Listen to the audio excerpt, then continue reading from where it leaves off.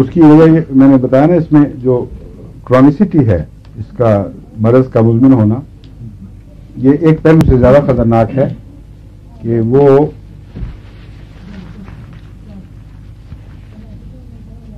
اسٹیسس کی علامتیں رکھتا ہے.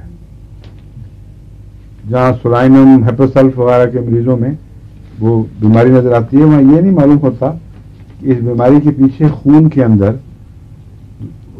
دوران کی خرابی دکھائی دے رہی ہے، یعنی موقع پر، اور گویا خون وہاں ٹھہر کر گلنے سڑنے لگ گیا ہے.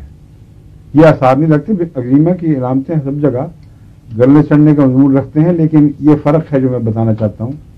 ایلومینا میں اور ایلومینم میں جو آنکھیں موٹی ہوتی ہیں، لگتا ہے کہ اب یہ پکنی چاہیے، ان کو کچھ نہ کچھ اثر ظاہر کرنا چاہیے، لیکن وہ نیلگوں بعض دفعہ دکھا ہو جاتی ہیں.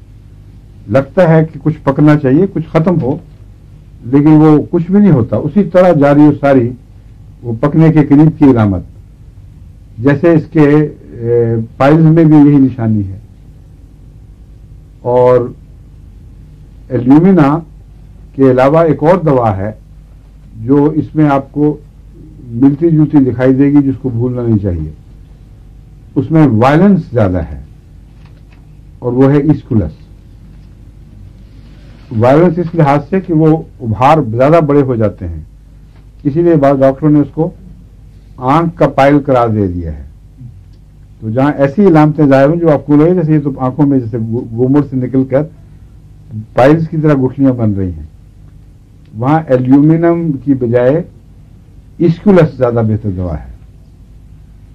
تو یہ چند ملتی جلتی دوائیں ہیں جو میں نے اس لیے بیان کی ہیں کہ اگر فرق کر سکیں تو بہتر، ورنہ ان کے دائرے میں عموماً آنکھ کی ایسی بیماریوں کی اصلاح ہو جاتی ہے. جو جی یہ آپ ہمارے آنکھوں کے پپوٹوں کی سویلنگ کے متعلق یا لیڈ آئی لیڈ آنکھ کا ڈھکنا جو ہے، پپوٹوں میں بھی وہ اثر پھیل جاتا ہے، پھر رفتہ رفتہ نیچے بھی اتر آتا ہے، لیکن مرکز اس کا آنکھ کا ڈھکنا ہوتا ہے.